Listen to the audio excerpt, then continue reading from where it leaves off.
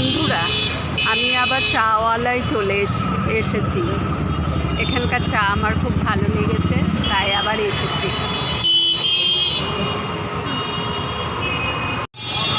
এই যে চাওয়ালা, চায়ের দোকান দেখছেন। এখন যাচ্ছি আমি চায়ের দোকানে। আমি এখন এইটা নিলাম, চিকেন গার্লিক ফিঙ্গারটা, এই জোরে।